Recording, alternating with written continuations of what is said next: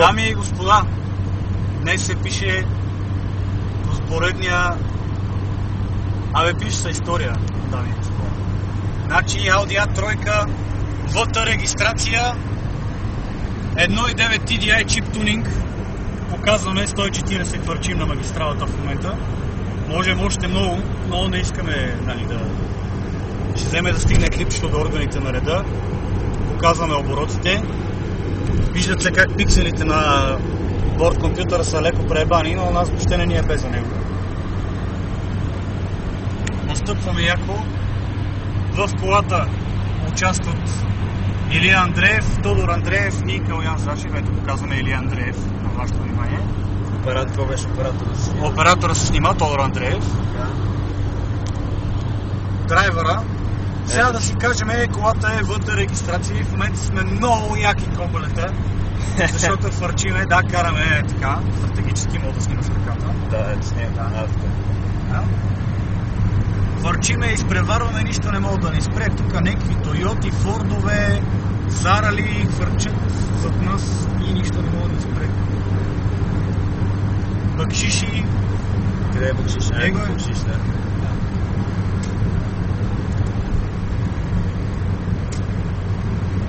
Тук газовата не сеца и метана не сеца, защото няма метан, няма и газова, просто има чип тунинг, който прави автоматично колата 250 коня.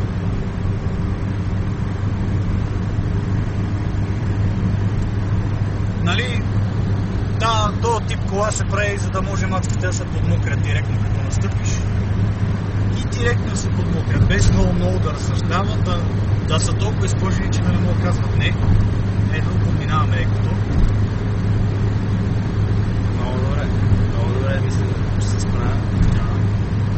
Колата в момента е на БС с 140 без абсолютно никакви движения. Сега верно, разхода си е канибал майката. Нафтата е 2,50, но сега да си го кажем, колата не е наша.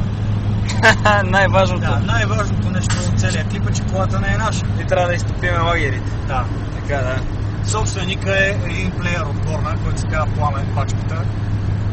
С Skype Playboy 88. Пламене, този клип не е за тебе. Пламене, този клип, ако гледаш, батко, оставай, че ни разкара колата малко повече, отколкото трябваше, обаче... Ама не, ето, чай да покажем, ето, че ние пържим, ето, нали, 3000 оборота. Ти кара, аз да кажеш.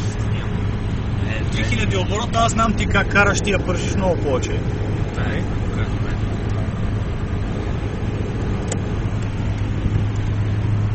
Изгорените пиксели ще си познаеш, че е твоите. Да, ето, абсолютно. Колата не е наша, за съжаление, много ни кефи. Върви супер, мечтаеме си ние един ден да караме такива. И решихме поне за една вечер да го докараме и на визия, защото знаем, че важна визията, не? Тъй като не можем да го докараме на визия, тая вечер поне на колата да го докараме. Нали, собственика е от Горна Оряховица. Много сериозен пимп пачката. Дето аз като се обяснявам на мацките и мацките ми викат ти не ми обяснявай, ами ми дай на Пламен телефон, а той има ли си приятелка, има ли това опа, че отиваме на 150. Предаваме просто. Сега, прави ни следното впечатление, че колата държи много висока температура. Вътрешна, 90, 100, 110, някъде 115 градуса. Може би това е нормално предвид това, че работи с климатика. И че е чипната. Да, и че е някакъв чип тунинг, дет си е канибал майката. Правен от габровските майстори. Да си го кажем, значи най-големите чип тунинг майстори са в Габрово. Ако някой не знае, да знае вече. Там са уникални джигити, могат ви направят колата самолет. Забите редки и колата мека. Забите редки, колата мека.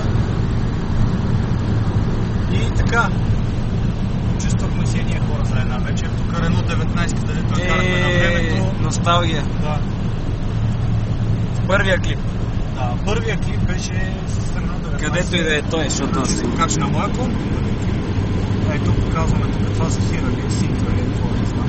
Хирали.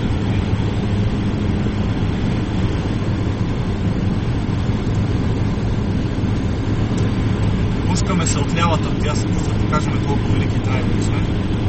София окръг, кадета, просто или вектората. Вектора, просто никакъв шанс няма.